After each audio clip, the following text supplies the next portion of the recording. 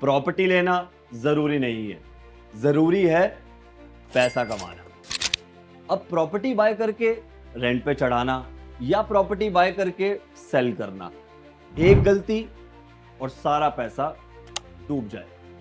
Boss, market तो बढ़ रही है एंड बिल्डर भी अब नए नए प्रोजेक्ट्स को लेके आ रहे हैं, बट आपकी स्ट्रेटेजी क्या है वो पता नहीं।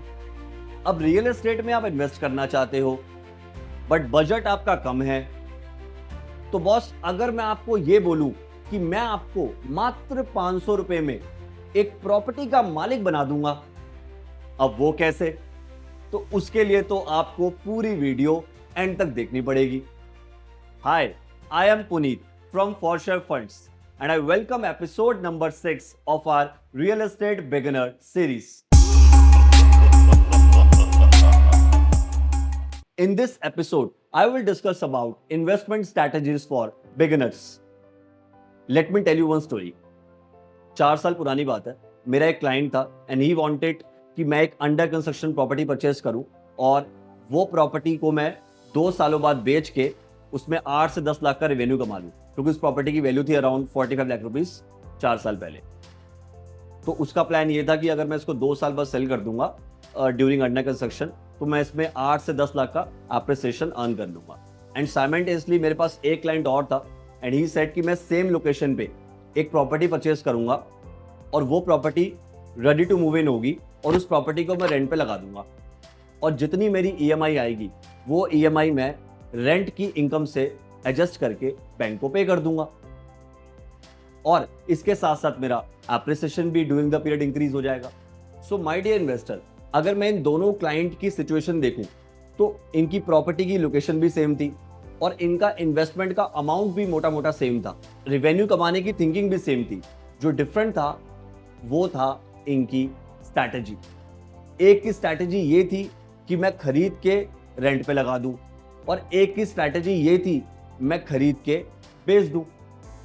तो real estate is all about आप सोचते कैसे हो, आपकी स्ट्रैटेजी क्या है, उस पर डिपेंड करेगा कि आप फ्यूचर में क्या इनकम उस पर्टिकुलर रियल एस्टेट इन्वेस्टमेंट से कमाते हो। And that's why I always says कि real estate is all about strategies.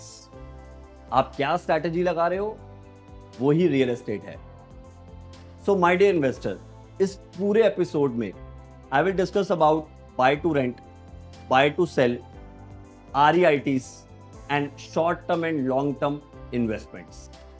इन 3 चीजों पे हम बात करेंगे एंड आई होप कि आपको ये पूरा एपिसोड देखने के बाद कभी भी रियल एस्टेट में इन्वेस्टमेंट करने के लिए अगर आपको स्ट्रैटेजी बनानी है तो वहां आपको प्रॉब्लम नहीं आने वाली, आई एम डैम श्योर। तो पहले सेगमेंट 1 की बात करते हैं, buy to rent and buy to sell. इन दोनों में डिफरेंस क्या होता है?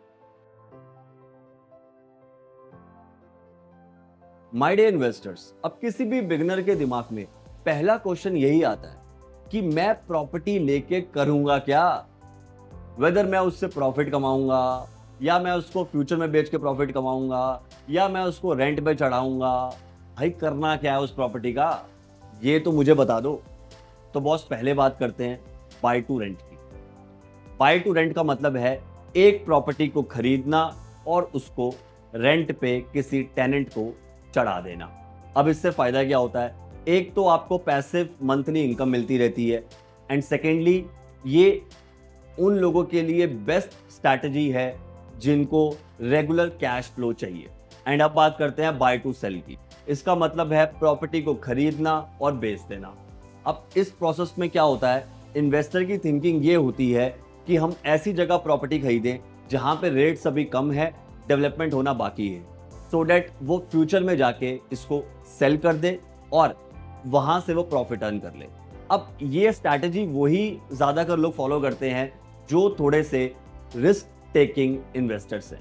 अदरवाइज जो इन्वेस्टर रिस्क नहीं लेना चाहते वो इन्वेस्टर्स ज्यादातर बाय टू रेंट में चले जाते हैं या कई सारे ऐसे होते हैं जो बिल्कुल रिस्क नहीं ले सकते, वो रियल एस्टेट में इन्वेस्ट ही नहीं करते। एंड अगर मैं अपनी एडवाइस आपको दूं तो मेरे according if you are a beginner तो आपको बाय टू रेंट में चले जाओ, रिस्क लो है और मंथली इनकम भी सेट हो जाती है। बट अगर आप रिस्क लेना चाहते हो एंड यू वांट कि आप एक अच्छा अमाउंट ऑफ इनकम लेके उससे निकलो, देन फिर आपको बाय टू सेल में ही जाना पड़ेगा बॉस। अब बात करते हैं सेगमेंट 2 की, long term versus short term. Long term में जाएं या शॉर्ट टर्म में जाएं। अब बात करते हैं शॉर्ट टर्म की। इसका मतलब है 1 से लेके 3 साल का प्लान, फास्ट रिटर्न्स का प्रेशर और ज्यादा रिस्क तो ज्यादा रिवॉर्ड। और अब बात करते हैं लॉन्ग टर्म की। लॉन्ग टर्म का मतलब है एटलीस्ट 5 साल से लेके 10 साल तक का प्लान। अगर आप इतना इन्वेस्ट करेंगे तो ऑब्वियसली बात है, you will get compound growth, you will get a rental income and you will get a tax benefits also. अब इस तरह के इन्वेस्टमेंट्स लाइक आप, if you are from Gurgaon तो you can invest in Dwarka express पे long term. If you want to invest in Dholera, वहां पे कर सकते हो लॉन्ग टर्म। और ऐसे एरियाज जहां पे अभी डेवलपमेंट होनी है और उन एरियाज में अगर आप अपना पैसा लगाते हो for the long term purpose, तो you will get a good benefits, but wait तो करना पड़ेगा बॉस। देखो, अगर शॉर्ट टर्म को लॉन्ग टर्म से कंपेयर करें तो short term is all about trading and long term में तो वही इन्वेस्टर एंट्री मारता है जिसके पास पेशेंस होते हैं, बिकॉज ही या शी नोज दैट कि आज मैं अपना पैसा लगा रहा हूं तो जब ये मार्केट डेवलप हो जाएगी मैं तभी निकालूंगा। तो दैट्स व्हाई वो ज्यादा पैसा अर्न करता है। सो अब बात करते हैं सेगमेंट 3 की, दैट इज रिट्स। उसको आप रिट्स बोल लो या REITs बोल लो, किसी भी तरीके से यू कैन प्रोनाउंस। थोड़ा सा मैं भी कंफ्यूज हूं कि रिट्स है या REITs है, बट मैं आपको कॉन्सेप्ट पूरा एक्सप्लेन कर दूंगा। प्रोनाउंसिएशन पे अगर थोड़ी सी गलती हो गई हो तो भाई माफ कर देना। माय डियर इन्वेस्टर्स, अगर आपको रियल एस्टेट में इन्वेस्ट करना है बिना प्लॉट या फ्लैट खरीदे हुए, तो आप REITs में इन्वेस्ट कर सकते हैं। ये बहुत ही बढ़िया परफेक्ट ऑप्शन है जो अपना पैसा फंसाना नहीं चाहते और जो प्लॉट या फ्लैट लेना नहीं चाहते, बट दे वांट कि रियल एस्टेट से हम कुछ रेवेन्यू अर्न कर लें। सी, रिट्स मतलब रियल एस्टेट इन्वेस्टमेंट ट्रस्ट। ये बिल्कुल म्यूचुअल फंड्स की तरह ही होते हैं, बट ये रियल एस्टेट के लिए है। माय डियर इन्वेस्टर्स, अगर हम रिट्स की बात करें तो इसका पैसा जो है वो कमर्शियल में ही लगाया जाता है। वो आपके चाहे मॉल्स हो गए, आपके IT पार्क्स हो गए, राइट, इस तरह की इन्वेस्टमेंट्स में ही आपका पैसा लगाया जाता है। एंड मोस्ट इंपॉर्टेंट बात जो मैंने आपको वीडियो के स्टार्टिंग में बोली थी कि ये पहली रियल एस्टेट इन्वेस्टमेंट है जो सिर्फ मात्र 500 रुपए से स्टार्ट हो सकती है। अब बताओ, मुश्किल है रियल एस्टेट में इन्वेस्ट करना? कोई भी लगा देगा। Let me explain you. अगर आप बिगिनर हैं और आप अपना रियल एस्टेट में ज्यादा पैसा नहीं फंसाना चाहते तो आपके लिए रिट्स बेस्ट ऑप्शन है, क्योंकि इससे आपको रियल एस्टेट का टेस्ट भी मिल जाएगा और आपको समझ भी आ जाएगा कि मार्केट चलती कैसी है। अब मैं आपको ये एक्सप्लेन करता हूं, how can you start with just 500 rupees. If you are a beginner तो सबसे पहले आपको इसके लिए डीमेट अकाउंट ओपन करना पड़ेगा। एंड अगर आप ऑलरेडी स्टॉक्स में पैसा लगा रहे हैं फिर तो आप उसी डीमेट अकाउंट से रिट्स भी परचेज कर सकते हैं। एंड नेक्स्ट स्टेप ये आता है, आपको मार्केट प्लेटफॉर्म पे रिट्स के स्टॉक सर्च करने हैं। मैं आपको कुछ इंडियन लिस्टेड रिट्स बता देता हूं जो आपको इजीली मार्केट पे मिल जाएंगे। Number 1, embassy office rate. Number 2, Mindspace business park. Number 3, Brookfield India. And number 4, nexus select trust. ये 4 बेसिकली इंडियन लिस्टेड रिट्स हैं जो आपको इजीली मिल जाएंगे। और अगर हम इनके प्राइसिंग की बात करें तो रिट्स का प्राइसिंग जनरली 250 से लेके 500 अप्रॉक्स तक अभी चल रहा है। तो इस तरीके से आप अपने 500 रुपीज़ के अंदर भी एक रिट का स्टॉक लेके आप रियल एस्टेट में इन्वेस्टमेंट कर सकते हैं। और रिट्स का प्रोसेस ये होता है, जो भी उस पर्टिकुलर कमर्शियल इन्वेस्टमेंट से रिट्स को जितना पैसा आएगा वो उसके अकॉर्डिंग अपने शेयर होल्डर्स को डिविडेंड बांट देगा। और जो भी आपका परसेंटेज बनता है उस 500 रुपीज़ के ऊपर या जितने भी स्टॉक्स आपने परचेज करे हैं तो उसके ऊपर you will get your dividend. तो इससे क्या हुआ कि आपने रियल एस्टेट में इन्वेस्टमेंट भी कर दी और आपका ज़्यादा पैसा भी नहीं लगा और आपको टेस्ट भी आ गया रियल एस्टेट का। तो बॉस, अब सवाल ये आता है कि इन सब स्ट्रैटेजीज में आपके लिए बेस्ट स्ट्रैटेजी कौन सी है।